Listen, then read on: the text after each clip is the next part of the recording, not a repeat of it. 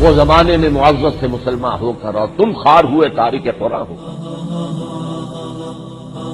خیرکم من تعلم القرآن وعلمہ، تم میں سے بہترین لوگ وہ ہیں جو قرآن سیکھیں اور سکھائیں. بسم اللہ الرحمن الرحیم. اللہم صلی علی محمد وعلی آل محمد وبارک وسلم. السلام علیکم ناظرین، پروگرام قرآن فورم میں ایک بار پھر آپ کی خدمت میں حاضر ہیں.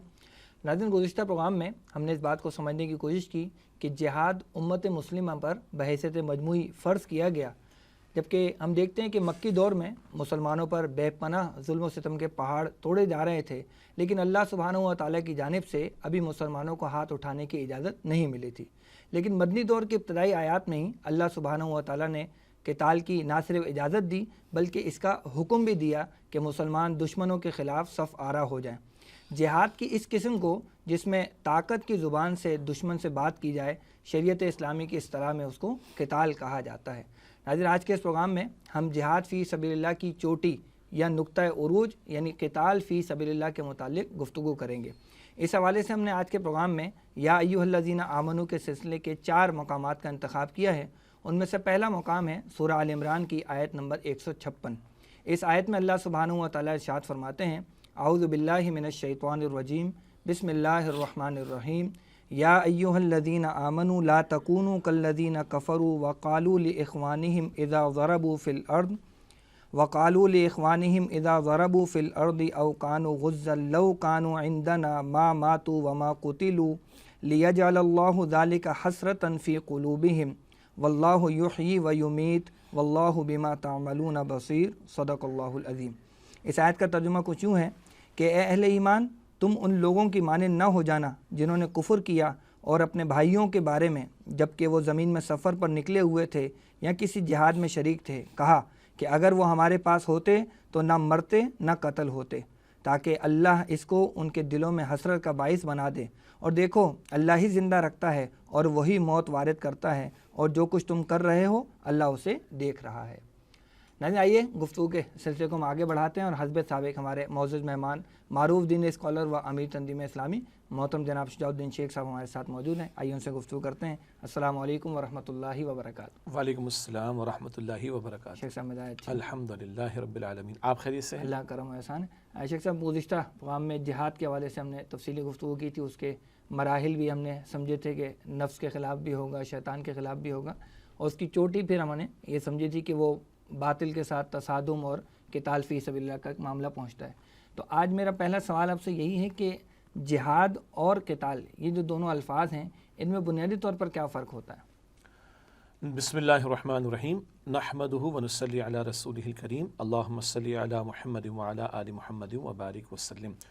یقیناً آج کا پروگرام بھی پچھلے پروگرام کے تسلسل میں ہے کہ ہم نے پچھلی مرتبہ جہاد اور پھر جہاد فی سبیل اللہ پر تفصیل سے کلام کیا تھا، اور جیسے کہ آپ نے خود ابھی انٹرو میں ارشاد فرمایا اور ابھی سوال کے دوران میں بھی آپ نے ارشاد فرمایا کہ جہاد کا معاملہ عمومی اعتبار سے ہے اور اس کی چوٹی جو ہے وہ قتال فی سبیل اللہ. یہی دونوں میں بنیادی فرق ہے.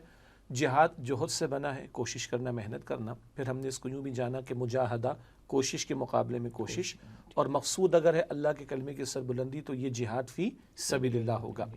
البتہ یہ کوششوں کے ٹکراؤ میں جہاں نفس کے خلاف ٹکرانا ہے، شیطان سے ٹکرانا ہے کہ نفس کی نہیں ماننی، شیطان کی نہیں ماننی، رب کی ماننی ہے، یہی خارج میں اور آگے بڑھیں تو اجتماعی سطح پر ایک نظام باطل اگر ہو، کفر کا نظام ہو، اللہ کی شریعت نافذ نہ ہو، تو اس باطل نظام، کفریہ نظام کو ختم کرنے کی جد و جہد کی جائے گی. اور اس جد و جہد میں عین ممکن ہے کہ حق والوں اور اہل باطل کے درمیان ٹکراؤ کا معاملہ آ جائے اور جنگ کی نوبت پیش آ جائے. اس جنگ کو قتال کہا جاتا ہے. تو جہاد عام ہے، ہمیشہ ہے، ہر مسلمان پر لازم ہے اور مستقل کرنے والا عمل ہے. قتال خاص ہے، کبھی کبھی اس کا معاملہ پیش آتا ہے. چنانچہ پھر فقہا کی اصطلاح میں کہا جا سکتا ہے کہ قتال کا معاملہ وہ فرض کفایہ کے درجے میں ہوتا ہے. کچھ لوگ مسلمانوں کی جانب سے وہ قتال میں شریک ہو جاتے ہیں تو وہ قتال کے تقاضے پورے ہو جاتے ہیں. ہاں کبھی امکان ہو سکتا ہے کہ سارے مردوں کے نکلنے کا تقاضا کیا جائے، جیسے کہ غزوہ تبوک کے موقع پر نبی علیہ السلام کے دور میں ہوا. البتہ قتال کا عمومی معاملہ فرض کفایہ کے درجے میں ہوتا ہے، یعنی جنگ کا معاملہ کہ کچھ مسلمان کر لیں کہ بقیہ کی طرف سے ادا ہو جائے گا. جہاد کا معاملہ ہر ایک پر لازم ہے ہے اور وہ ہر ایک نے کرنا ہے اور زندگی کی آخری سانس تک کرنا ہے۔ ایک اور انداز سے لے لیں، جہاد کا لفظ مکی صورتوں میں استعمال ہوا اور نبی اکرم صلی اللہ علیہ وسلم مکی صورتوں میں بھی جہاد کا ذکر آتا ہے کہ جہاد کریں، وجاہدہم بہ جہادا کبیرا، سورہ فرقان آیت نمبر 52 ہے 52، انمی سے جہاد کیجئے، بڑا جہاد قرآن حکیم کے ذریعے، لیکن جنگ کوئی نہیں ہوئی۔ مکہ مکرمہ کے 13 برس جہاد کا عمل ہوا ہے۔ بدر کا معاملہ ہے سن 2 ہجری میں، جب باقاعدہ جنگ کی نوبت پیش آئی ہے، غزوات کا سلسلہ شروع ہوا، وہ قتال کہلاتا ہے۔ جہاد کا عمل 13 برس مکے کے دوران میں بھی جاری رہا اور اس کے بعد پھر قتال کا مرحلہ حضور علیہ السلام کی حیات طیبہ میں آتا ہے۔ جزاک اللہ۔ شیخ صاحب، جہاد کا تو معاملہ ہے کہ بندہ اپنے ذات سے ہی شروع اس کو کر سکتا ہے اور پھر آگے اس کے مراحل بڑھتے چلے جاتے ہیں، لیکن یہ جو قتال فی سبیل اللہ ہے، اس تک پہنچنے کی یقیناً کچھ شرائط ہوں گی، کچھ لوازمات ہوں گے جن کو پورا کرنا ہوگا، وہ کچھ اگر بیان ہو جائے۔ جی اچھا، ایک تو یہ بھی جان لیجئے کہ قتال فی سبیل اللہ کا معاملہ مختلف اعتبارات سے پیش آ سکتا ہے۔ کبھی تو وہ جو ہم نے ابھی بھی ذکر کیا کہ باطل نظام کے خاتمے کے لیے جنگ تک کی نوبت پیش آ جائے، کبھی یہ بھی ممکن ہے کہ اسلامی ریاست قائم ہو چکی ہو اور آگے اسلامی ریاست نے کسی ظلم کے خاتمے کے لیے، مظلوموں کی داد رسی کے لیے کھڑا ہونا ہو، تب بھی قتال کا معاملہ پیش آ سکتا ہے۔ ایک اسلامی ریاست قائم ہو جائے تو اللہ کے دین کے اس غلبے اور اس انقلاب اسلامی کی ایکسٹینشن کے لیے بھی قتال کا معاملہ پیش آ سکتا ہے۔ یہ مختلف شکلیں ہو سکتی ہیں۔ البتہ جو ہمارے پیش نظر ہے، جو پچھلے پروگرام میں بھی ہم نے کچھ بات کی تھی، وہ یہ ہے اگر باطل نظام موجود ہے اور اس کے خلاف جد و جہد کرنی جو کبھی منتج ہو، یعنی کبھی اس کا نتیجہ قتال یعنی جنگ کی صورت میں آئے، تو یہ کام نمبر 1 اکیلے نہیں ہو سکتا۔ اس کے لیے ایک منظم جماعت کا ہونا، اور منظم جماعت جو ایک امیر کی قیادت میں کام کر رہی ہو ضروری ہے۔ ایک امیر کی قیادت میں ایک منظم جماعت کا ہونا شرط لازم ہے۔ نمبر 2، جس باطل نظام کے خلاف ہمیں اٹھنا ہے، اس کے خلاف جو جد و جہد کبھی قتال کی شکل اختیار کرے گی، وہ ایک دن میں نہیں ہوگا۔ نبی اکرم علیہ السلام کی حیات طیبہ کے کل 23 برس ہیں آغاز وحی کے بعد، 23 میں سے پونے 15 سال تک قتال نہیں ہوا۔ تو پونے 15 سال تک کیا ہوا ہے؟ دعوت دی ہے اور جماعت بنائی ہے، جماعت کو منظم کیا ہے، صبر کے مراحل سے گزارا ہے، اور جب تک ایسا محسوس نہیں ہوتا، وہاں تو خیر وحی کی تعلیم بھی آ رہی تھی، مگر ہم اخذ کر کے بیان کر رہے ہیں کہ غالب گمان محسوس ہو کہ اب ہم اوور تھرو کر سکتے ہیں باطل نظام والوں کو، اس سے پہلے اقدام نہیں ہوا۔ مکہ مکرمہ کے 13 برس ہیں، بڑا حساس ایک نقطہ ہے، 360 بت رکھے ہوئے ہیں مگر ان کو ہاتھ نہیں لگایا گیا۔ ابھی بظاہر ایسا غلبہ میسر نہیں، ایسی طاقت میسر نہیں ہے، اور ابھی جماعت تیار ہو رہی۔ فتح مکہ ہوتی بت پہلے دن توڑ دیے گئے، لیکن اس وقت طاقت تھی فتح مکہ کے موقع پر، پہلے نہیں۔ تو نمبر 1 جماعت کا ہونا اور ایک امیر کی قیادت میں منظم جماعت کا ہونا، اسی طریقے پر وہ اپنے کردار کی گواہی بھی پیش کریں، جیسے کہ سیدنا بلال ہیں، خباب بن ارت رضی اللہ تعالی عنہما، جان دینے کو تیار، کلمہ چھوڑنے کو تیار نہیں۔ دعوت پیش کی گئی ہو، مکے کے 13 برس سردار ہوں یا معاشرے کے عام افراد ہوں، دعوت ان کو دی گئی ہے، اور جب تک اسباب کی فراہمی اتنی نہیں کہ کوئی ایکشن لیا جا سکے، کوئی تصادم مول لیا جا سکے، تب تک صبر کے مراحل سے جو ہے وہ نبی اکرم علیہ الصلوۃ والسلام نے جو ہے وہ غلبہ دین کی جد و جہد کے دوران میں ابھی جنگ نہیں چھیڑی، بلکہ جماعت کو مضبوط کیا۔ اور ایک اہم نقطہ جو سورہ انفال میں ہمیں ملتا ہے، اگر کسی سے کوئی معاہدے ہوں تو علل اعلان معاہدات کو ختم کیا جائے اور پھر کسی اقدام کی طرف جانے کی کوشش کی جائے۔ اس کی تفصیل البتہ سورہ انفال کی کچھ آیات میں ہمارے سامنے آ جاتی ہے۔ تو منظم جماعت امیر کی قیادت میں ہو، اپنے کردار کی گواہی پیش کریں، لوگوں کو بھی محسوس ہو کہ یہ اپنے ذاتی مفادات کے لیے نہیں بلکہ اللہ کے دین کے سربلندی کے لیے آئے، اور جب اتنی طاقت ہاتھ میں ہو، محسوس ہو کہ ہم اوور تھرو کر سکتے ہیں، تو پھر وہ میدان سجتا ہے جس کو ہم قتال فی سبیل اللہ کہتے ہیں۔ ایسے جب آج کے پروگرام میں ہم نے 4 آیات کا مطالعہ کرنا ہے، تو اس میں پہلی جو آیت میں نے شروع میں تلاوت بھی کی، سورہ آل عمران کی آیت نمبر 156 ہے۔ اس میں جو بتایا گیا کہ اے ایمان والوں، ان لوگوں کی مانند مت ہو جاؤ کہ جنہوں نے کفر کیا اور اپنے بھائیوں کے بارے میں جب وہ زمین میں نکلے یا کسی غزوے میں سفر کے لیے نکلے تو انہوں نے کہا کہ اگر وہ ہمارے پاس ہوتے تو نہ وہ مارے جاتے نہ وہ قتل ہوتے۔ یہ کن لوگوں کا رویہ ہے جو یہاں بیان کیا جا رہا ہے؟ یہ بہت اہم سوال، اور اس سے ایک نقطہ بھی سامنے آئے گا ہمارے۔ پہلی بات تو ہے کہ یہ سورہ آل عمران ہے، اور سورہ آل عمران میں ایک بڑا تبصرہ 6 رکوعوں میں اللہ تعالیٰ نے غزوہ احد کے تعلق سے عطا فرمایا، اور ہم جانتے ہیں کہ غزوہ احد میں مسلمانوں پر ایک آزمائش کا معاملہ آیا تھا، اور وقتی طور پر ایک نقصان بھی ہوا تھا، اور 70 صحابہ کرام رضی اللہ تعالیٰ عنہ اجمعین نے جام شہادت نوش بھی کیا تھا۔ ہمیں یہ بھی معلوم ہے غزوہ احد کے موقع پر کہ منافقین راستے سے علیحدہ ہو گئے تھے. عبداللہ بن ابی 300 منافقین کو لے کر علیحدہ ہو گیا، اور یہ احد کے میدان میں جو میدان جنگ کا سجا وہاں پر وہ شامل نہیں تھا. اب جو شہید ہوئے ان کے بارے میں کہا جا رہا ہے اگر ہماری مان لیتے، کون کہہ رہے ہیں؟ منافقین کہہ رہے ہیں، اگر یہ ہماری مانتے تو نہ قتل ہوتے نہ مارے جاتے، نہ اس طرح کا ان کے ساتھ معاملہ پیش آتا. تو بنیادی طور پر یہ منافقین کا طرز عمل بیان ہو رہا ہے. البتہ ہمارے ناظرین کی توجہ کے لیے الفاظ کا آغاز ہماری سیریز کیا ہے؟ یا ایھا الذین آمنوا.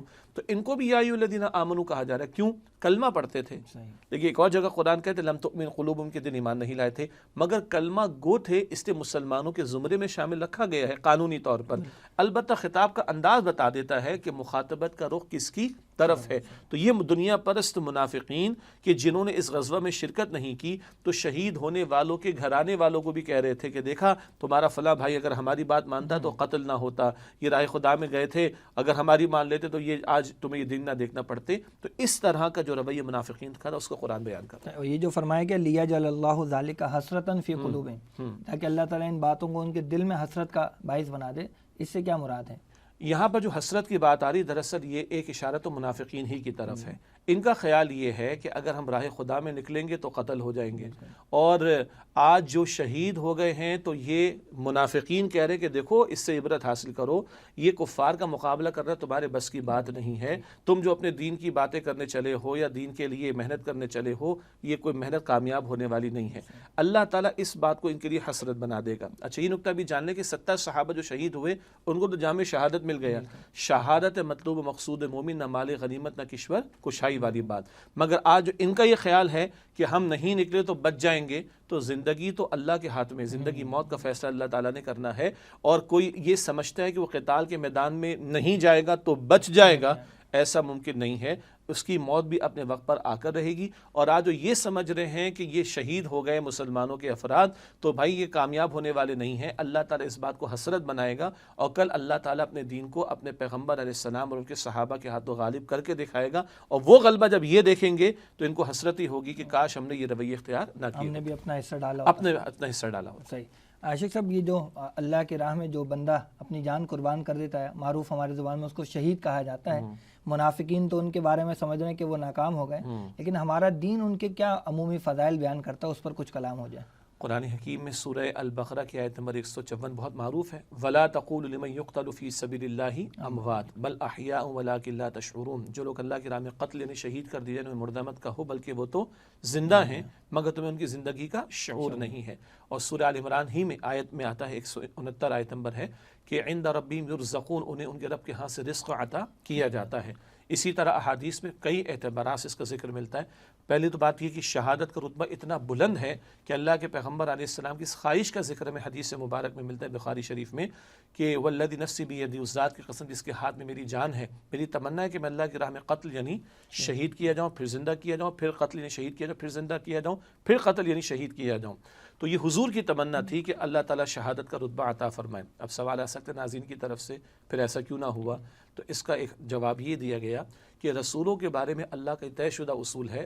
کتب اللہ لاغلبن انا ورسولی، سورہ مجادلہ کی آیت نمبر 21 میں اللہ نے طے فرما دیا میں اور میرے رسول غالب رہیں گے. شہید ہو جانا مقام بہت بلند، ظاہری اعتبار سے شہید کرنے والا سمجھتا میں جیت گیا. تو اللہ کے پیغمبر کا معاملہ یہ نہ ہوا صلی اللہ علیہ وآلہ وسلم، مگر ان الفاظ سے حضور نے شہادت کے بلند مرتبے کی طرف توجہ ضرور دلا دی. اسی طرح اللہ کے نبی صلی اللہ علیہ وآلہ وسلم ارشاد فرماتے ہیں کہ ایک شہید اپنے گھر کے 70 افراد کی شفاعت کر سکے گا. یہ سنن ابی داؤد کے اندر روایت ذکر کی گئی ہے. بعض روایات ہو سکتی ہیں کہ جن کے فضائل، جن کے سند کے اعتبار سے کچھ کلام کا معاملہ ہو، لیکن ہمیشہ یاد رکھنا چاہیے فضائل کے بیانات میں ان احادیث کو قبول کیا جاتا ہے. یہ بھی محدثین نے اصول بیان فرمایا. اسی طرح حدیث میں ذکر آتا ہے کہ خون کا پہلا قطرہ شہید کا گرتا ہے، اس کے گرنے کے ساتھ ہی اس کی مغفرت کر دی جاتی ہے. اسی طریقے پر اللہ کے نبی صلی اللہ علیہ وسلم ارشاد فرمایا 2 قطرے اللہ تعالیٰ کو بہت پسند. ایک وہ قطرہ جو اللہ کے خوف سے آنکھ سے بہ جائے، اور دوسرا وہ قطرہ خون کا جو اللہ کی راہ میں قتال کرتے ہوئے بندے کے وجود سے بہ جاتا ہے. اللہ تعالیٰ سے ہمیں دعا کرنی چاہیے کہ اللہم ارزقنا شہادۃ فی سبیلک، کہ اللہ اپنی راہ میں شہادت کا رتبہ عطا فرما. ایک حدیث ہمارے سامنے ہے جامع ترمذی میں کہ جس نے صدق دل سے اللہ تعالیٰ سے شہادت کی دعا کی اور وہ اپنے بستر پر ہی انتقال کر گیا، اللہ تعالیٰ اس کو شہادت کا رتبہ عطا فرمائے گا۔ تو تمنا بھی کرنی چاہیے، اور پھر تمنا کے ساتھ کوئی اجتماعی جد و جہد میں بھی بندہ شریک ہو، تاکہ کبھی وہ موقع آئے اور ہم جان آفرین کے حوالے کرنے کی پوزیشن میں آ سکیں۔ جزاک اللہ۔ شیخ صاحب، آیت کے آخری حصے میں اللہ تعالیٰ فرماتے ہیں کہ واللہ یحیی و یمیت واللہ بما تعملون بصیر، یہ اللہ زندہ کرتا ہے، اللہ موت دیتا ہے، اور جو کچھ تم کر رہے ہو اللہ اس کو دیکھنے والا ہے۔ یعنی 3 صفات یہاں اللہ تعالیٰ کی بیان ہوئی ہیں، تو اس کا مضمون سے کیا ربط بن رہا ہے؟ وہ جو بات آئی تھی نا کہ منافقین نے حسرت کا اظہار کیا، اور وہی بات جو میں نے پہلے بھی ذکر کی تھی کہ کوئی اگر یہ سمجھتا ہے کہ وہ راہ خدا میں نہیں نکلے گا تو اپنی جان بچا لے گا، ایسا قطعا نہیں۔ واللہ یحیی و یمیت، اللہ زندگی بھی دیتا ہے، موت بھی دیتا ہے، اور جان لیجئے راہ خدا میں کوئی نکل بھی گیا تو لازم نہیں کہ موت بھی آ جائے، یعنی شہید بھی ہو جائے، واپس بھی آ سکتا ہے۔ اور بہترین اگزامپل جو ہم کوٹ کر سکتے ہیں وہ سیدنا خالد بن ولید کی رضی اللہ تعالیٰ عنہ، جسم کے ایک ایک حصے پر نیزے تلوار کے زخم موجود، اور وہ فرماتے ہیں کہ دیکھو میں بستر پر جا رہا ہوں اللہ کے حضور، زندگی اور موت تو اللہ تعالیٰ کے اختیار میں ہے، اور نہ ایک لمحہ آگے ہوتا نہ ایک لمحہ پیچھے ہوتا ہے۔ تو یہ وہ مقامات قرآن حکیم کے جو ہمیں ترغیب دلاتے ہیں، تشویق دلاتے ہیں کہ جب راہ خدا میں جان کا نذرانہ پیش کرنے کا موقع آئے، بلکہ تقاضا آئے، تو بندہ مومن رکے نہ۔ اگر اس کی موت میدان قتال میں طے ہے تو وہیں آئے گی، اور اگر بستر پر طے ہے تو وہیں پر آئے گی۔ اور کوئی سمجھ رہے کہ میں نہیں جاؤں گا اور بچ جاؤں گا تو موت اس کو بھی بستر پر لوگوں کا انتقال نہیں ہو رہا، گھروں میں انتقال نہیں ہو رہا۔ تو یحیی و یمیت میں اشارہ کس بات کی طرف ہے کہ یہ جو تم موت سے فرار اختیار کرنا چاہ رہے ہو، بلکہ یوں کہیے کہ قتال سے فرار اختیار کرنا چاہ رہے ہو، یہ تمہارا فرار اختیار کرنا تمہیں نفع نہیں دے گا۔ موت تو بہرحال تمہیں تمہارے گھروں میں بھی آ سکتی ہے۔ اور یہ جو فرمایا کہ اللہ جو کچھ تم کر رہے ہو اللہ اس کو دیکھ رہا ہے۔ جی، یعنی یہ 2 اعتبارات سے ہے۔ اگر صاحب ایمان لوگ اللہ کی پکار پر لبیک کہہ رہے ہیں اور جان آفری کے حوالے کرنے کو تیار ہو رہے، اللہ دیکھ رہے، ان کا اجر محفوظ ہے۔ اور جو منافقین ہیں، ایمان کے جھوٹے دعوے دار ہیں، جو فرار اختیار کر رہے ہیں اللہ کے تقاضوں سے، اللہ انہیں بھی دیکھ رہے۔ یہ تنبیہ اور وارننگ کا معاملہ ہے کہ تمہاری پھر یہ روش اللہ تعالیٰ کے تمہیں اس کے عذاب کا مستحق بنانے والی ہے۔ تو یہ دونوں اعتبارات سے کہ اللہ تمہیں دیکھ رہا ہے، اس میں بشارت ہے فرمانبرداروں کے لیے، اور اللہ تمہیں دیکھ رہا ہے، اس میں وارننگ اور انذار ہے نافرمانوں کے لیے۔ جزاک اللہ۔ ناظرین، آج کے پروگرام کی دوسری آیت یا ایھا الذین آمنوا کے سلسلے کی، وہ سورہ نساء کی آیت نمبر 71 ہے۔ اس آیت میں اللہ سبحانہ و تعالیٰ نے ارشاد فرمایا، اعوذ باللہ من الشیطان الرجیم، بسم اللہ الرحمن الرحیم، یا ایھا الذین آمنوا خذوا حذرکم فانفروا ثبات او انفروا جمیعا، صدق اللہ العظیم۔ اس آیت کا ترجمہ کچھ یوں ہے کہ اے اہل ایمان، اپنے تحفظ کا سامان سنبھالو اور جہاد کے لیے نکلو، خواہ ٹکڑیوں کی صورت میں خواہ فوج کی شکل میں۔ شیخ صاحب، یہ جو آیت مبارکہ ہے سورہ نساء میں، تو یہ جو ہدایت دی گئی ہے کہ اپنے ہتھیار اور تحفظ کا سامان لو اور ٹکڑیوں کی صورت میں نکلو، یہاں مل کر نکلو، یہ کس زمانے میں یہ ہدایت اللہ سبحانہ و تعالیٰ کی طرف سے دی گئی ہے؟ دیکھیے، سورہ آل عمران میں غزوہ احد کا تبصرہ تو آگے ہے، اور سورہ نساء کا نزول کچھ اس کے بعد کا ہے۔ تو غزوہ احد کے بعد کیونکہ بہرحال وقتی طور پر ایک نقصان مسلمانوں کو پہنچا، 70 صحابہ رضی اللہ تعالیٰ عنہ اجمعین انہوں نے جام شہادت بھی نوش کیا، پھر منافقین کی ریشہ دوانیاں بھی سامنے آئیں، تو نزول کے اعتبار سے تو یہ غزوہ احد کے بعد کا دور ہے۔ البتہ ہوا کیا، ایک طرف منافقین نے بھی تانے دینا شروع کیے، ہماری بات مانتے تو مارے نہ جاتے جی، دوسری طرف جو کفار تھے دیگر یا یہود کے کچھ اور قبائل تھے، ان کو بھی جری ہونے کا یا ذرا بہادر ہونے کا یا اپنی بہادری دکھانے کے، سازشیں کرنے کا بہتر لفظ ہوگا، موقع ملا ہے۔ تو قرب و اطراف میں مسلمانوں کے خلاف اب سازشیں تیار کی جا رہی تھیں، اور لوگ ذرا بظاہر اس وقتی طور پر جو نقصان مسلمانوں کو پہنچا اس کو دیکھ کر مسلمانوں کے خلاف صف آرا ہونے اور ان کے خلاف سازشیں کرنے کی کوششیں کر رہے تھے۔ تو اس تعلق سے اب مسلمانوں کو کہا جا رہا ہے چوکنے رہو، کیونکہ یہی دور ہے۔ اسی دور کے اندر ایسے معاملات بھی ہوئے، کہیں بعض مسلمان مبلغین کو بلایا گیا، ان کو دعوت دین کے لیے بلایا گیا اور بہانے سے ان کو شہید تک کیا گیا۔ تو اس تعلق سے کہ وہ اپنے بچاؤ کا سامان ساتھ رکھیں، اپنے تحفظ کا سامان ساتھ رکھیں، اس کی اللہ تعالیٰ ترغیب دلا رہا ہے۔ اس سے یہ بھی معلوم ہوا کہ توکل کا یہ مطلب نہیں ہے کہ بندہ بس آگے کھڑا ہو جائے اور بس جو ہوگا دیکھا جائے گا، نہیں۔ توکل کا حاصل یہ ہے جو مشہور حدیث مبارک میں ایک اونٹ باندھو اور اللہ تعالیٰ پر توکل کرو۔ تو ظاہر کے اسباب اپنی پروٹیکشن کے لیے، اپنے تحفظ کے لیے، اپنے حفاظت کے لیے استعمال کیے جا سکتے ہی نہیں ہیں، بلکہ ان کے استعمال کرنے کی اللہ تعالیٰ تعلیم اس مقام پر عطا کر رہا ہے۔ تو یہ جو سازشوں کا نیا سلسلہ شروع ہونے والا تھا اور مسلمانوں کی ایک وقتی جو نقصان کا معاملہ تھا، اس کیفیت پر جو سازشیں ہونے والی تھیں، اس کے تناظر میں ہدایات مسلمانوں کو بچاؤ کا سامان رکھنے، ذرا کانشیس ہونے اور اسی طریقے پریکاشنس لینے کے حوالے سے تحفظ کے لیے اقدامات کرنے کے حوالے سے توجہ دلائی جا رہی ہے۔ اور یہ جو کہا گیا کہ ٹکڑیوں کی صورت میں نکلو یا مل کر نکلو، تو یہ شاید مختلف طرح کی مہمات کی طرف اشارہ ہے۔ ایگزیکٹلی یعنی بعض مہمات ایسی ہیں کہ جہاں ممکن ہے 40-50 صحابہ کرام کی ضرورت ہو، بعض میں ضرورت ہو سکتی ہے کہ اس سے زائد کا معاملہ ہو۔ تو اچھا اس زمانے میں آپ کے علم ہے نا کہ انفارمیشن کے حصول کا طریقہ بھی موجود ہوتا تھا۔ اب اگر میں لفظ جاسوس استعمال کروں تو تھوڑا سا فیل ہوگا ہمارے ناظرین کو، لیکن جاسوسی کے حوالے سے انفارمیشن کے اعتبار سے تو جو انفارمیشن تمہیں سازشوں کی نوعیت کے اعتبار سے ملے، اس نوعیت کے حفاظتی اقدامات کر کے تمہیں چلنا چاہیے، اور ایسا نہ ہو کہ کہیں بلایا جا رہا ہے مسلمان 2-3 افراد جا رہے ہوں اور خواہ وہ ترنے والا بن جائے ان کا اور ان کے لیے آسان شکار بن جائے معاذ اللہ۔ اس حوالے سے مسلمانوں کو چوکنے رہنے کی تعلیم دی جائے۔ غالباً یہی وہ زمانہ ہے جس میں وہ صلاۃ الخوف کا بھی حکم دیا گیا۔ جی سورہ نساء ہے نا، اور سورہ نساء میں صلاۃ الخوف، اب اس کی تفصیل ہو جائے گی، لیکن ناظرین کرام یہ مقام پڑھنے والا ہے کہ اللہ سبحانہ و تعالیٰ صلاۃ الخوف کی کیفیت کیا تھی۔ مثلا سفر میں ہے 2 رکعت ادا ہونی ہے، چلے اس کو بیان کر لیتے ناظرین کی دلچسپی کے لیے۔ اب مثلا 100 صحابہ ہیں مثال کے طور پر، اور اللہ کے رسول امامت فرمائیں گے صلی اللہ علیہ وسلم، اور ہر صحابی کی خواہش ہوگی کہ حضور امام ہو۔ آج ہمارا دور ہو، کبھی ہنگامی حالات ہو تو 20 جماعتیں ہو سکتی ہیں، صحابہ چاہتے تھے کہ حضور کی امامت ہو، تو حضور 1 رکعت پہلے بلکہ 2 رکعت ادا کریں گے، مثلا 100 میں سے 50 آ جائیں اور حضور کے ساتھ شامل ہو جائیں، اور 1 رکعت ادا کر کے وہ ہٹ جائیں۔ باقی 50 کدھر ہیں؟ وہ پروٹیکشن کے اوپر ہوں گے، تحفظ کے اوپر ہوں گے، پہرے پر ہوں گے۔ وہ 50 آ جائیں، حضور کے ساتھ دوسری رکعت پڑھ لیں صلی اللہ علیہ وسلم۔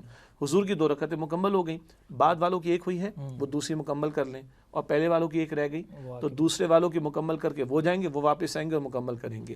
ناظرین کرام جن کو سمجھ آ گئی ان کا بھلا، ورنہ تفسیر کا مطالعہ کر لیجیے گا، آپ کو اور وضاحت وہاں پر مل جائے گی۔ تو صلاۃ الخوف کا حکم بھی اسی دور میں دیا گیا، اور خوف کی چیز کا یہ جو سازشیں بڑھتی چلی جا رہی ہیں اس کے تناظر میں صلاۃ الخوف کی تعلیم عطا کی گئی۔ اور اس میں بھی یہی کہا گیا بار بار کہ اپنے ہتھیار اور بچاؤ کا سامان جو ہے وہ اپنے بالکل، بلکہ یہاں تک اس میں نعمان سے بات آتی ہے کہ اگر کوئی بیمار ہے تو ہو سکتا ہے کہ ہتھیار اٹھانا اس کے لیے بوجھل ہو جائے گا، تو ہتھیار روک لے یا رکھ دے نیچے، لیکن بچاؤ کا سامان زرہ ہو سکتی ہے، پروٹیکشن کے لیے کوئی شیلڈ ہو سکتی ہے، زرہ ہو سکتی ہے، وہ سامنے رکھے اپنے، تاکہ دشمنوں کو یکبارگی حملہ کرنے کا موقع نہ مل جائے۔ یہ جو پیسج ہے سورہ نساء کا بڑا اہم ہے ہنگامی حالات کے لیے، خوف کے حالات کے لیے، اور کتنا اللہ ہتھیاروں کی طرف اور ڈیٹرنٹ صحیح لفظ آ جائے گا، بچاؤ کے سامان کی طرف ہمیں توجہ دلا رہا ہے۔ یہ مملکت خداداد پاکستان اللہ تعالیٰ نے چھپڑ پھاڑ کر اس کو جو ایٹمی صلاحیت عطا فرمائی ہے، پوری امت کی امانت ہے ہمارے پاس، اور اس کے جو درپے ہیں لوگ، وہ گویا کہ اسلام کے تقاضوں کے خلاف حرکتیں کر رہے ہیں،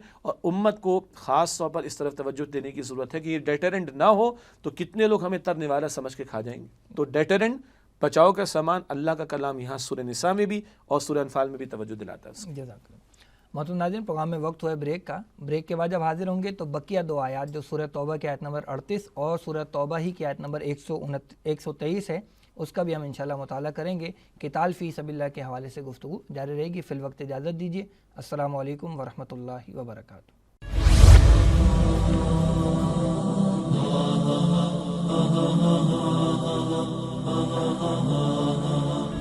وہ زمانے میں معزز تھے مسلمان ہو کر، اور تم خوار ہوئے تارک قرآن ہو۔ خیرکم من تعلم القرآن وعلمہ، تم میں سے بہترین لوگ وہ ہیں جو قرآن سیکھیں اور سکھائیں۔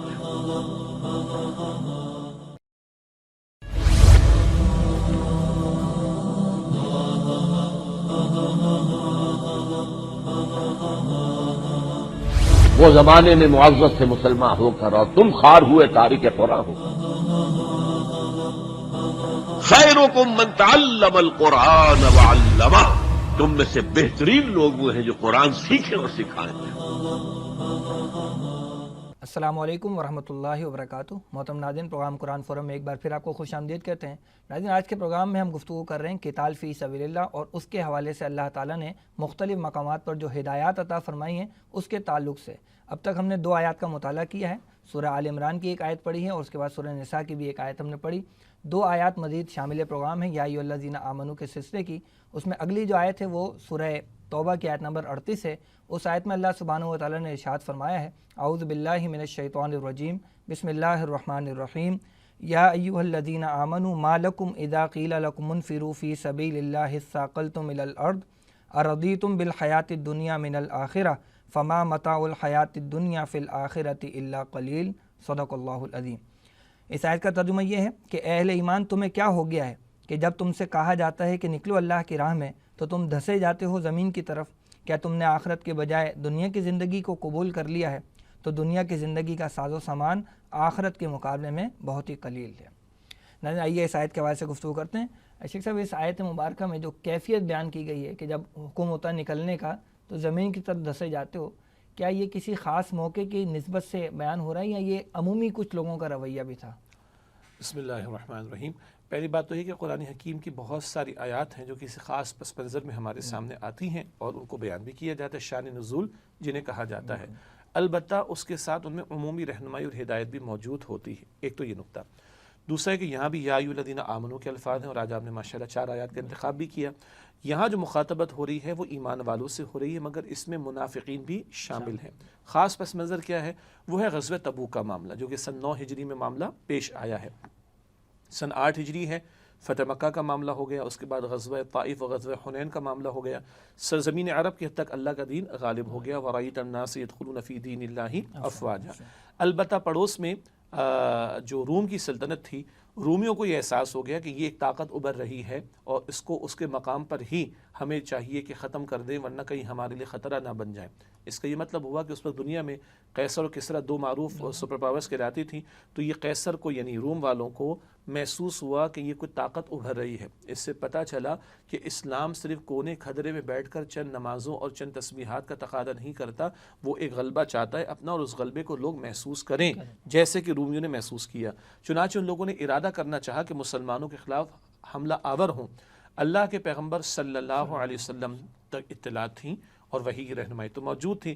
آپ صلی اللہ علیہ وسلم نے خود آگے بڑھ کر ارادہ کیا کہ ان کے خلاف ہم لشکر کشی کریں، بجائے اس کے کہ وہ کوئی ارادہ کریں اور تیاری کریں، ہم کیوں نہ آگے بڑھ کر. چنانچہ اللہ کے نبی نے نفیر عام کا معاملہ فرمایا صلی اللہ علیہ وسلم. یعنی یہ وہ واحد موقع ہے غزوہ تبوک سن 9 ہجری سلطنت روما کے خلاف تبوک کی طرف جانے کا معاملہ، جب نفیر عام کا معاملہ ہوا. ہر ایک کے نکلنے کو لازم کیا جا رہا ہے، ہر ایک کا نکلنا لازم ہے. عام حالات میں فرض کفایہ کے درجے میں ہو جاتا ہے، کچھ لوگ چلے جائیں گے، باقیوں کی طرف سے ادا ہو جائے گا. اچھا، ہر ایک کے نکلنے میں مرد مراد ہیں، عورتوں سے یہ تقاضا نہیں. آج تو ہمارے عورتوں کو جو ہے وہ جلسوں میں بھی باہر، سڑکوں پر بھی باہر، اور دھرنوں میں بھی باہر، اور پتہ نہیں کہاں کہاں باہر، اور اس سے آگے بڑھ کر دین کے نام پر باہر. یہ کوئی مزاج دین سے بات مطابقت نہیں رکھتی، مردوں کی بات ہو رہی ہے. لیکن اب ہر ایک کا نکلنا لازم کیا گیا. اب جو حضور کی طرف سے نفیر عام لگی ہے تو منافقین کو جان جاتی ہوئی نظر آئی. اول تو شدید گرمی کا موسم بھی، اور سلطنت روما سے ٹکرانے کا، تو کہنے ان کا دماغ خراب ہو گیا، معاذ اللہ. منافقین ان کی زبان پر یہ جملے آ گئے.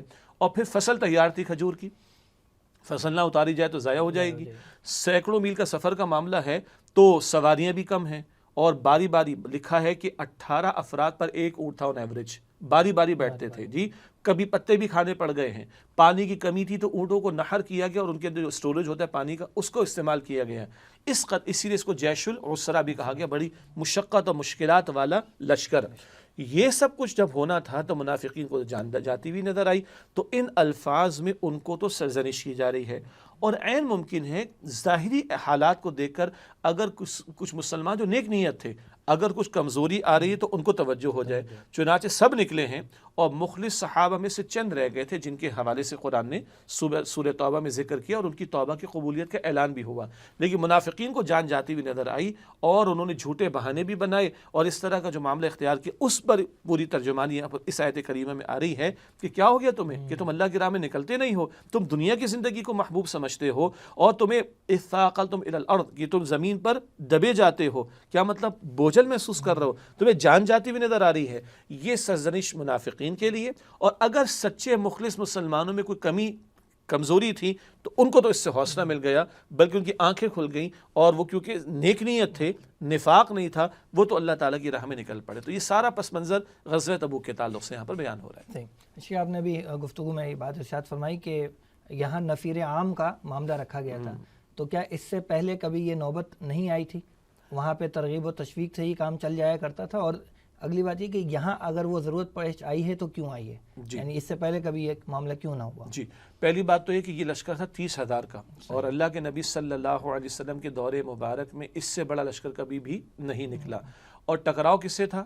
سلطنت روما کے ساتھ. اور ظاہری بات ان کی تو لاکھوں کی افواج کا معاملہ تھا، تو اس تناظر میں بھی بہرحال جو کچھ میسر ہے اس کو لے کر جانا ضروری تھا. ایک بات. اگلا یہ سوال آپ کا کیا اس سے پہلے کہ بھی اس طرح کا معاملہ؟ ہاں، اس سے پہلے اس طرح کا معاملہ دور نبوی میں پیش نہیں آیا کہ سب کے نکلنے کو لازم کیا گیا ہو. ترغیب تھی، تشویق تھی، نکلنے والوں کا درجہ بلند تھا، لیکن جو نہیں نکلتا تھا اس کو سرزنش نہیں کی جاتی تھی. البتہ اس موقع پر ایک تو سلطنت روما کا معاملہ، بہت بڑی سلطنت، بہت بڑی تعداد، اور دوسرا یہ بھی تو ضروری تھا کہ بعد میں امت کے لیے تعلیم موجود رہے کہ کبھی ایسا بھی معاملہ آ سکتا ہے کہ پھر تو نکلنا ہی پڑے گا. تو خود حضور کے دور میں اللہ کے حکم سے یہ معاملہ آ گیا، اللہ تعالیٰ نے اس طرح کا معاملہ فرما دیا تاکہ آئندہ امت میں کبھی ایسے مواقع آ جائے کہ ہر ایک کے نکلنے کی لازم ہونے کی بات آ جائے تو حضور کا اسوہ بھی اور نہ نکلنے والوں پر سرزنش کا معاملہ بھی سامنے رہے. تو یہ ہے جو واحد موقع ہے دور نبوی میں نفیر عام کا، ورنہ اس سے قبل وہ اکثر فرض کفایہ کے درجے میں بات تھی، کچھ چلے جاتے تھے تو باقیوں کے اوپر سے وہ فرض ساقط ہو جایا کرتا تھا. اور یہاں پر بھی جن کے عذر تھے ان کو قبول کیا گیا، عذر قبول کیے گئے. اب یہ تو سورہ توبہ میں تفصیل ہے، کوئی معذورین آ گئے ہیں، خواتین کا تو نکلنے کا معاملہ نہیں تھا، کچھ بیمار لوگ ہوں گے، کچھ ایسے بھی تھے جو حضور کے ساتھ جانا چاہتے تھے صلی اللہ علیہ وسلم، مگر حضور نے فرمایا کہ بھائی سواریاں نہیں ہیں، تو وہ روتے ہوئے چلے گئے. سب نے اپنے عذر پیش کیے، ویلڈ عذر تھے، ان کے عذر قبول کیے گئے. چند مخلص صحابہ جن کا ذکر قرآن پاک کرتا ہے، احادیث میں نام آتے، ان سے خطا ہوئی ہے اور انہوں نے بعد میں اعتراف کیا اور اللہ تعالیٰ نے ان کی بھی توبہ قبول فرما لی. اور منافقین کے بارے میں سرزنش جو اللہ تعالیٰ نے سورہ توبہ میں عطا فرمائی. ناظرین، آج کے پروگرام کی جو آخری آیت ہے وہ ہے سورہ توبہ کی آیت نمبر 123. اس آیت میں اللہ سبحانہ و تعالیٰ نے ارشاد فرمایا ہے، اعوذ باللہ من الشیطان الرجیم، بسم اللہ الرحمن الرحیم، یا ایھا الذین آمنوا قاتلوا الذین یلونکم من الکفار ولیجدوا فیکم غلظہ واعلموا ان اللہ مع المتقین، صدق اللہ العظیم. آیت کا ترجمہ کچھ یوں ہے کہ اے اہل ایمان، جنگ کرو ان کافروں سے جو تم سے قریب ہیں، اور چاہیے کہ وہ تمہارے اندر سختی پائیں، اور جان لو کہ اللہ متقیوں کے ساتھ ہے. اس کے بعد یہ سورہ توبہ کی تقریباً آخر میں جا کے آیت آتی ہے.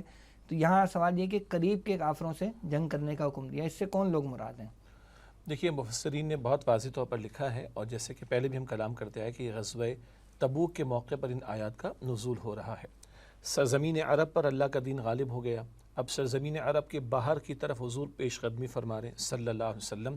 تو روم کی سلطنت کیونکہ شام اور دیگر علاقوں میں قریب میں بھی پھیلی ہوئی تھی، اور وہی قریبی کفار تھے مسلمانوں کے، تو ان کے خلاف قتال کا حکم اس مقام پر دیا جا رہا ہے. اس کو ایک اور انداز سے بھی سمجھ لیتے ہیں. دین میں ایک اصول ہے، بہت سی جگہ اپلائی ہوتا ہے، الاقرب فالاقرب، جو جتنا قریب ہے اس کا حق بھی اتنا زیادہ ہے. اسی طرح جب نبی اکرم صلی اللہ علیہ وسلم نے دعوت دین کا کام شروع کیا تو پہلے انفرادی طور پر آپ دعوت دے رہے تھے، پھر اللہ تعالیٰ نے حکم دیا وَأَنذِرْ عَشِيرَتَكَ الْأَقْرَبِينَ، اور اے نبی صلی اللہ علیہ وسلم اپنے قریبی رشتہ داروں کو اللہ تعالیٰ کے عذاب سے ڈرائیے. تو دعوت کے عمل میں بھی درجہ بدرجہ آگے بڑھنا چاہیے. بلکہ ایک اور ترتیب ذہن میں رکھیں، قرآن پاک کہتا ہے قُوا أَنفُسَكُمْ وَأَهْلِيكُمْ نَارًا، اپنے آپ کو اور اپنے گھر والوں کو جہنم کی آگ سے بچائیے. اسی طرح اپنے قریبی رشتہ داروں کو اللہ کے عذاب سے خبردار کیجیے. تو اللہ کے پیغمبر علیہ السلام مکہ مکرمہ میں ہی رہے، وہیں دعوت کا کام جاری رہا. جب لوگ جان کے درپے ہوئے تو پھر آپ نے ہجرت فرمائی. البتہ کیونکہ مکہ مکرمہ سینٹرل پلیس تھا تو دوبارہ تشریف لائے اور فتح مکہ کا معاملہ ہو گیا. اب قریبی لوگ کون ہیں؟ اب سرزمین عرب پر تو اللہ کا دین غالب ہو گیا، یہاں پر اللہ تعالیٰ کا کلمہ سر بلند ہو گیا. اب قریبی کفار یہی رومی ہیں اس موقع کے اعتبار سے جب قرآن پاک کی یہ آیت نازل ہو رہی ہے. تو یہ دین کا مزاج اور اصول ذہن میں رہے کہ جو جتنا قریبی ہے وہ ترتیب میں پہلے آئے گا. دعوت دینے کے اعتبار سے جو قریبی ہیں وہ پہلے آئیں گے. اسی طرح قتال کا میدان سجانے کی بات آئے گی تو کفار کے مقابلے میں جب قتال کا معاملہ ہوگا تو جو قریبی ہیں ان کے تعلق سے معاملہ پہلے شروع کیا جائے گا. اس کو ایک اور انداز سے دیکھیے، اس دین نے غالب تو پوری زمین پر ہونا ہے انشاءاللہ تعالیٰ قیامت سے قبل، مگر ایک وقت میں ہر جگہ کا معاملہ تو نہیں ہوگا. تو جو جتنا قریبی ہوگا کفار کے اعتبار سے ان سے قتال کا معاملہ پہلے ہوگا، پھر درجہ بدرجہ بات آگے بڑھے گی، تا آ کے یہ معاملہ قیامت کے قریب کل روئے ارضی پر پورے دین کے غلبے پر منتج ہوگا، یعنی وہاں پر جا کر دین پورے زمین پر مکمل طور پر غالب ہوگا. صحیح.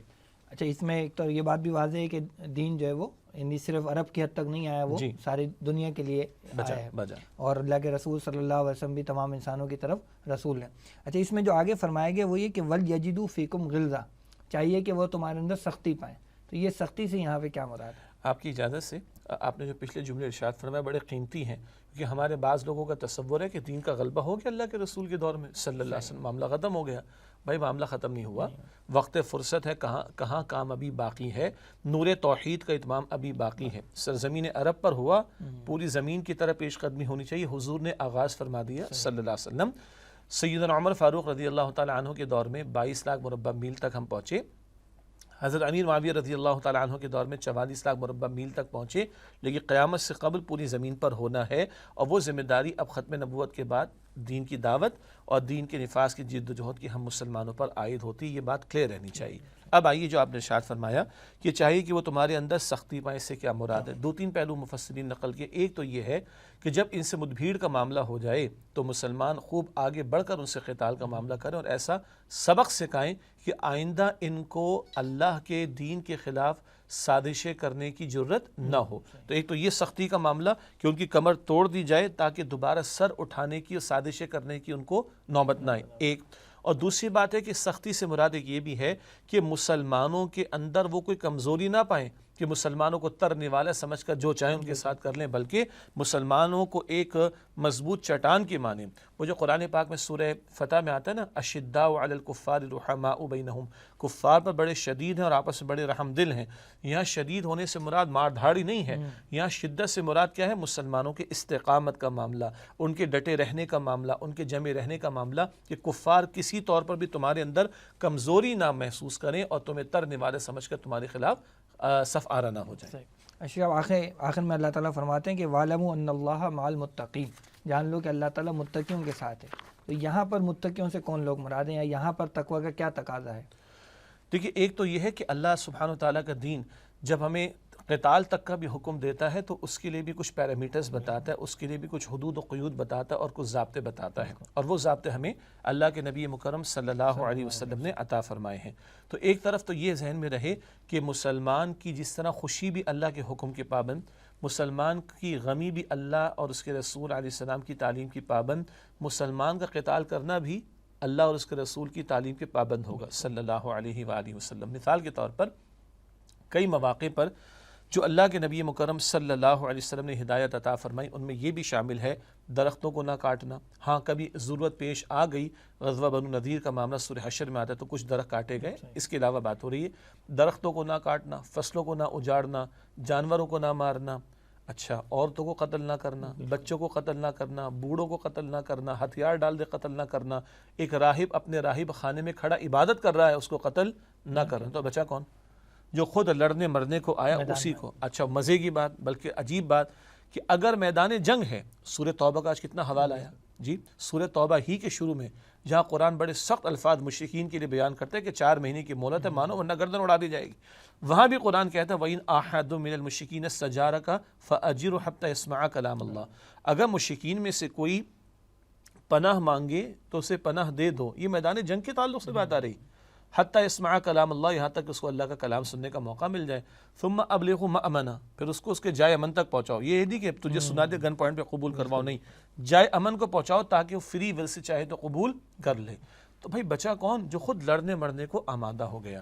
اسلام نے آ کر، نبی اکرم علیہ السلام کی تعلیم نے آ کر جنگوں کو بھی پابند کیا ہے قیود کا۔ تو اس معاملے میں تقوی یہاں پر کیا ہے کہ اللہ تعالیٰ اور اس کے رسول علیہ السلام نے جو حدود متعین فرما دی ان حدود کو پامال نہ کرنا، چاہے دشمن کے خلاف سفارہ تم ہو رہے ہو، دشمنوں سے نمٹنے کو جا رہے ہو، اللہ کے باغیوں سرکشوں کے مقابلے میں تم کھڑے ہو رہے ہو، مگر اس کھڑے ہونے میں بھی اللہ کا تقوی دل میں ہونا چاہیے اور جو حدود و قیود معین کر دی گئی اس کو پامال نہ کیا جائے۔ شیخ صاحب یہ آیات پہ تو گفتگو ہو گئی، ہم تاریخ اسلام کا اگر مطالعہ کرتے ہیں تو نبی اکرم صلی اللہ علیہ وسلم کے مدنی دور سے اگر ہم شروع کریں تو خلافت عثمانیہ کا دور جب تک رہا ہے تو ہمیں نظر آتا ہے کہ مسلمان ہمیشہ جو ہے وہ قتال کے معاملے کے لیے تیار رہا کرتے تھے، تربیت بھی ہوتی تھی، سب کچھ رہا کرتا تھا۔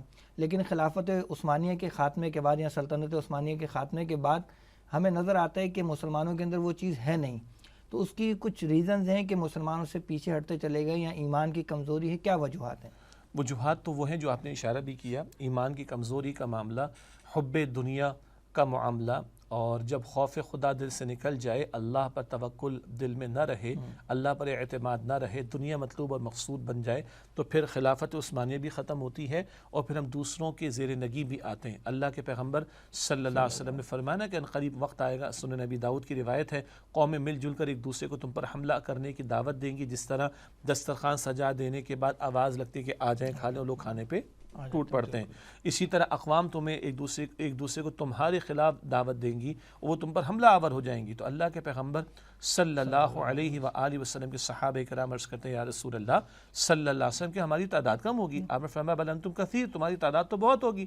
تو پھر یا رسول اللہ یہ کیوں ہو جائے گا صلی اللہ علیہ وسلم؟ آپ فرمایا تم میں وہن پیدا ہو جائے گا۔ عرض کی کہ وہن کیا ہوتا ہے؟ فرمایا حب الدنیا و کراہیت الموت، دنیا کی محبت اور موت سے نفرت۔ جب یہ معاملہ آئے گا تو قومیں تم پر حملہ آور ہوں گی۔ اور آج ہم اس قدر زیر نگیں ہیں جہاد کے راستے کو چھوڑ کر، غلبہ دین کی بات کو چھوڑ کر، ہم اس قدر زیر نگیں ہیں کہ آج ہم اپنے پیٹرول کے ریٹ بھی ان کے کہنے پر تبدیل کرتے ہیں، بڑھاتے ہیں، بجلی کے ریٹ ہم بڑھاتے ہیں، اور ہمارے کچھ ہمت نہیں رہی۔ آج اس ذلت اور رسوائی کی سطح پر ہم جو پہنچے وہ حب الدنیا و کراہیت الموت کا معاملہ ہے۔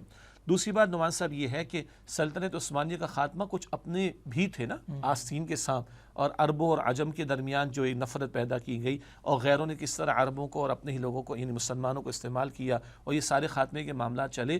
تو بہرحال پھر وہی بات آتی ہے، اپنی کرسی کے لیے، اپنے اقتدار کے لیے، اپنے منصب کے لیے، دنیا کے لیے، مال اور دنیا کی محبت میں ڈوب کر دین کا بھی لوگ سودا کر جاتے ہیں۔ تو یہ ساری وجوہات تو ہیں، لیکن بہرحال اب ایک ہے مرثیہ کہنا اور ایک ہے کہ نہیں، ہمیں اس کیفیت سے نکلنا چاہیے اور ہمارے اندر شوق شہادت، ذوق جہاد پیدا ہونا چاہیے، اور یہ تصور کہ ہم صرف اس لیے پیدا نہیں کیے گئے کہ نماز روزہ زکوٰۃ ادا کر لیا اور یہ سارے ہمارے دین کے تقاضے پورے ہو گئے، قطعا نہیں۔ جس دین کے ہم ماننے والے ہیں وہ ہم سے اللہ تعالیٰ کی بندگی کا تقاضا بھی کرتا ہے، اللہ کے دین کی دعوت کا تقاضا بھی کرتا ہے، اور اللہ کے دین کے قیام و نفاذ کی جد و جہد کا بھی ہم سے مطالبہ کرتا ہے۔ ان فرائض کو ادا کرنا، اس کے کمتر پر ہمارے لیے نجات ممکن نہیں ہے۔ الحمدللہ امت میں زوال تو چل رہا ہے، الحمدللہ اس پہ نہیں کہہ رہا، اگلے جملے کے لیے الحمدللہ کہہ رہا ہوں، لیکن یہ احساس پیدا ہوا ہے۔ پچھلے 20-25 برس پہلے تک خلافت کے لفظ کو ہم سنتے نہیں تھے۔ آج اللہ تعالیٰ کا شکر ہے کہ ہمارے بزرگوں، ہمارے اسلاف، ہمارے اساتذہ، ہمارے امت، تمام مکاتب فکر کی بات کروں، ان بزرگوں کی کچھ محنتوں کے نتیجے میں بات چلی ہے، اور آج عام نوجوان مسلمان کی زبان پر بھی خلافت کا لفظ آ رہا ہے۔ تو اگر آج یہ بات چلی ہے تو اس بات کو اور آگے بڑھانے کی ضرورت ہے، دین کا جامع تصور واضح کرنے کی ضرورت ہے، اور اللہ کے پیغمبر کا مشن کیا تھا وہ واضح کرنے کی ضرورت ہے۔ اللہ کے دین کے غلبے کی جد و جہد حضور نے فرمائی، طائف گئے ہیں، احد کے میدان میں آپ کا خون عطر بہا، 70 صحابہ کی جانیں احد کے میدان میں، 259 صحابہ کی جانیں 23 برس کی جد و جہد کے دوران میں۔ تو اس مقصد کے لیے جو انہوں نے محنتیں کی، آج وہ مقصد ہمارے سامنے ہے کہ وقت فرصت ہے، کہاں کام ابھی باقی ہے، نور توحید کا اتمام ابھی باقی ہے۔ ایسا سب ایک تو ہے وہ کافر دنیا جہاں حکمران بھی کافر ہیں اور عوام بھی کافر ہیں۔ بالکل، دنیا کے بہت سے ممالک ایسے بھی ہیں جو مسلمان ممالک سمجھے جاتے ہیں، لیکن وہاں بھی ہم دیکھتے ہیں کہ نظام یعنی معیشت کے اعتبار سے یا سیاست کے اعتبار سے وہ دوسروں ہی کا رائج ہے، اللہ کا دین وہاں پر نافذ نہیں ہے۔ تو وہاں کے رہنے والے، خود اس میں ہمارا ملک پاکستان بھی کسی حد تک شامل ہے، تو وہاں کے رہنے والے کس طریقے سے وہ کوشش کریں کہ وہاں اللہ کا دین جو ہے وہ کچھ غلبے کی پوزیشن وہاں پر آئے۔ ماشاء اللہ، بہت اہم نقطہ ہے آپ کا۔ آپ نے مسلم ممالک کی بات کی ہے، جن کو اسلامی ممالک بھی لوگ کہہ دیتے ہیں۔ تو پہلے تو ایک وضاحت ہم کر دیں، یہ 57 مسلمانوں کے ملک ہیں، ابھی یہ اسلام کے ملک نہیں بنے ہیں۔ ہاں، ایک کا نام اسلامی جمہوریہ پاکستان بھی ہے، پون صدی یعنی 75 برس گزر چکے ہیں، پون صدی کا معاملہ 75 برسوں کا معاملہ ہے، آج تک یہاں اللہ کا دین بتمام و کمال غالب نہ ہوا۔ یہ مرثیہ کیا کر سکتے ہیں، لیکن عرض کرنے کا مطلب ہے کہ یہ مسلم ممالک ہیں، اسلامی ممالک نہیں ہیں، پہلی بات۔ دوسری بات، ان ممالک میں بہرحال عوام بھی مسلمان ہیں اور حکمراں بھی مسلمان، ان کی فورسز ہیں وہ بھی مسلمان، خواہ پاکستان میں ہو، ایجپٹ میں ہو، ترکی میں کہیں اور ہو، سارے سامنے مسلمان ہیں۔ تو محنت تو یہاں بھی ہمیں کرنی ہے۔ اچھا، بعض لوگوں کا خیال ہے بس دعوت کا کام کرتے ہیں، دین غالب ہو جائے گا، تو پھر اللہ کے رسول علیہ السلام کو نہ ہجرت کرنا پڑتی، نہ صحابہ کی جانیں قربان کرنا پڑتی۔ بعض لوگوں کا خیال ہے کہ بھئی قتال کا راستہ اختیار کرنا چاہیے اور جنگ کرنی چاہیے۔ بھئی مسلمان ہیں سامنے، یہ بہت بڑا معاملہ ہے، اور اس کو فقہا خروج کے مسئلے کے طور پر بیان فرماتے ہیں۔ مسلمان کلمہ پڑھنے والا حکمراں ہے مگر شریعت کے احکامات نافذ نہیں کرتا، کبھی کبھی کھلم کھلا کفر کے تقاضے کر رہا ہے یا کافرانہ روش پر آ چکا ہے، تو کیا اس کے خلاف ریولٹ ہو سکتا ہے، اس کے خلاف مسلح بغاوت ہو سکتی ہے؟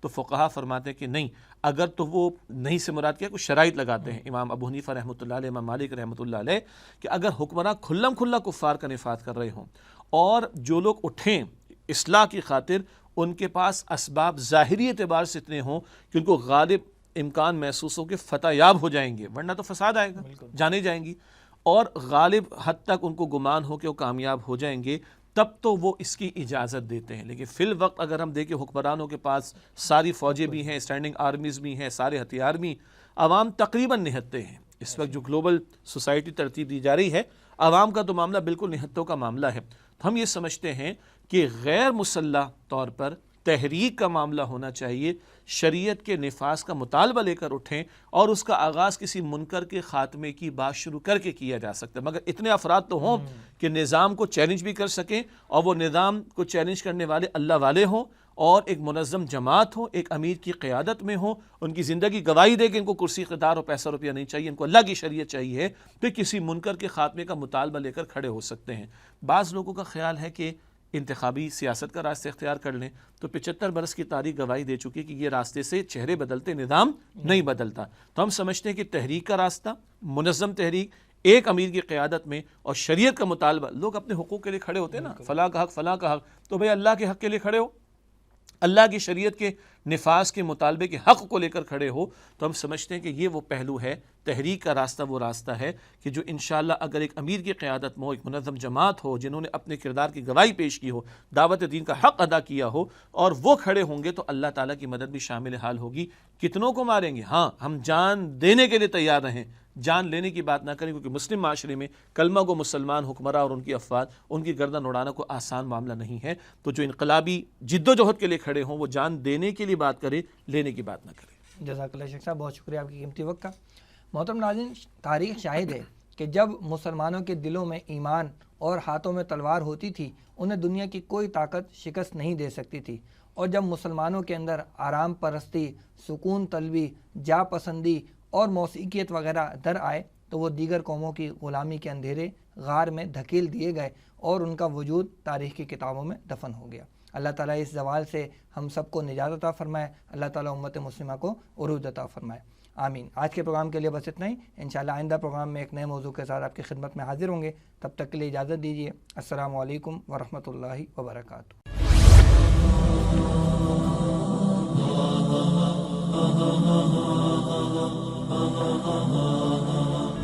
وہ زمانے میں معزز سے مسلمان ہو کر اور تم خوار ہوئے تارک قرآن ہو. خیرکم من تعلم القرآن وعلمہ، تم میں سے بہترین لوگ وہ ہیں جو قرآن سیکھیں اور سکھائیں.